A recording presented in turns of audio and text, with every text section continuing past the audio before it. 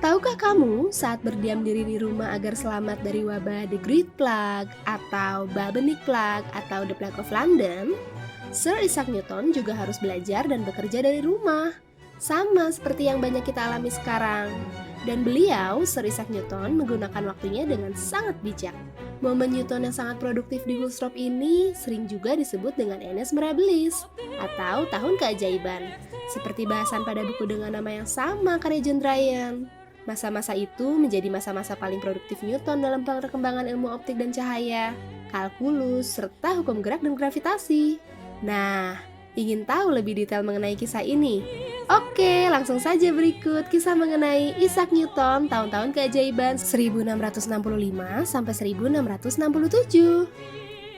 Tapi sebelumnya, klik tombol like jika kamu menyukai video ini. Jangan lupa subscribe dan nyalakan lonceng notifikasimu agar selalu mendapatkan update video-video terbaru dari channel kami. Sama seperti virus corona yang sekarang menyebar di seluruh dunia, sebagian besar dari kita sekarang mengalami dan mulai menjalani normal yang baru.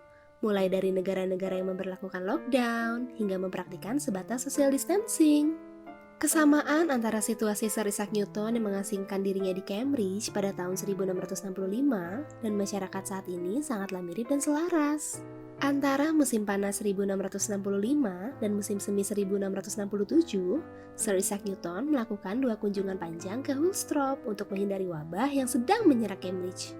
The Bubonic Great Plague yang terjadi pada tahun 1665 sampai 1666 adalah wabah terburuk di Inggris yang terjadi setelah wabah The Black Death pada tahun 1348. Nah, wabah ini menyebar dengan sangat cepat ke seluruh negeri. London kehilangan sekitar 15% dari populasinya. Maka daripada itu, banyak penduduk kota seperti Newton yang menyelamatkan diri ke daerah pedesaan yang relatif aman. Tapi yang berbeda adalah bagaimana Newton men-setting pikirannya untuk tetap bekerja pada situasi seperti itu. Sementara sebagian besar dari kita mungkin tidak bisa menghasilkan teori yang mampu mengubah sains dan dunia seperti yang kita kenal dari dulu. Ini menginspirasi kita tentang apa yang bisa kita capai, bahkan dalam periode isolasi dan perubahan. Ini adalah periode yang intens dari upaya intelektual Newton di Woolsthorpe, terbebas dari pembatasan kurikulum yang terbatas pada kerasnya kehidupan universitas. Newton jadi punya ruang dan waktu sendiri untuk mengembangkan teorinya tentang kalkulus, optik, dan hukum gerak dan gravitasi.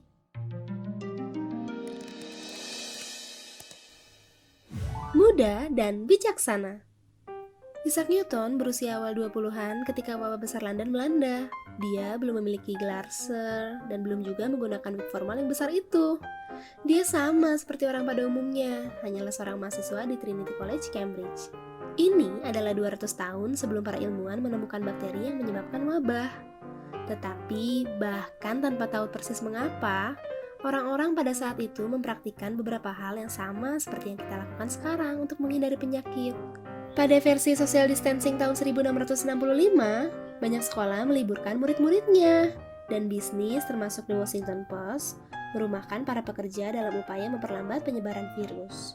Cambridge mengirim siswa-siswa mereka ke rumah untuk melanjutkan studi mereka. Bagi Newton, itu berarti Woolsthorpe Manor, tanah keluarga sekitar 60 mil ke barat laut Cambridge. Tanpa profesornya untuk membimbing, bahkan Newton lebih berkembang. 1 tahun lebih dihabiskannya kemudian sebagai Annus Mirabilis-nya, atau disebut juga The Year of Wonders.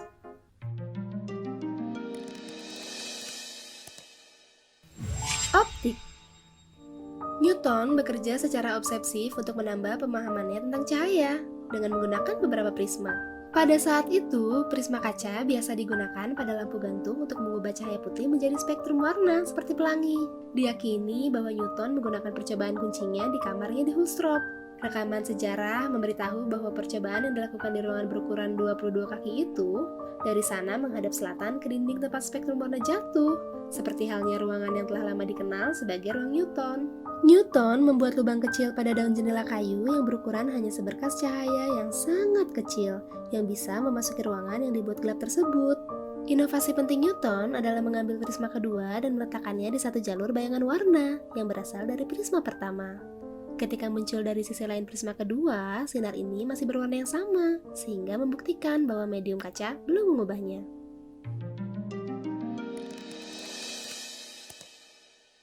hukum gerak, dan teori gravitasi. Dalam masa kontemplasi intelektual ini, pendekatan holistik Newton memungkinkan untuk menjawab pertanyaan bagaimana cara kerja alam semesta, dan tepat di luar jendelanya di Hulstrop ada sebuah pohon apel. Iya, pohon apel yang itu.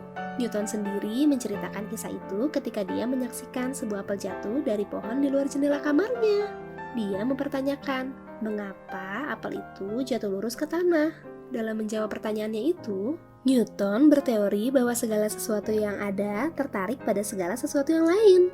Dan gaya tarik ini, kekuatan gravitasi mengikat seluruh alam semesta agar tetap utuh.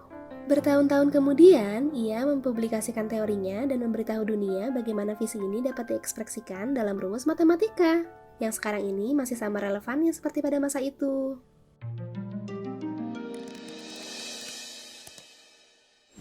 Kalkulus. Masih merasa belum sepenuhnya sibuk dengan mengerjakan masalah-masalah cahaya atau menemukan lem yang merekatkan dan menyatukan seluruh alam semesta, Newton terus memecahkan masalah-masalah matematika yang telah ia renungkan di Cambridge. Di akhir 1666, Newton menyelesaikan 3 makalah tentang fluxions, kalkulus awal, yang merupakan puncak dari awal kreativitas matematika yang paling intensif. Isaac Newton lalu kembali ke kehidupannya di University of Cambridge. 6 bulan kemudian, dia terpilih sebagai minor fellow di Trinity College, dan 2 tahun kemudian dia diangkat sebagai profesor Lucasian kedua. Dengan posisi akademis dan pendapatan yang terjamin, ia terus mengembangkan gagasan dan penelitiannya dari Hulstrop Manor. Jadi, jika sekarang banyak dari kita yang harus belajar dan bekerja dari rumah selama berminggu-minggu, kita semua bisa banyak mengambil contoh dari apa yang dilakukan Newton. Beliau menggunakan waktu untuk merenung dan bereksperimen dalam kenyamanan yang tidak disengaja, dan terbukti mampu mengubah hidupnya dan dunia.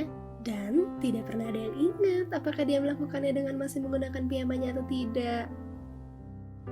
Nah, demikian penjelasan dan kisah mengenai Isaac Newton, tahun-tahun keajaiban 1665 sampai 1667.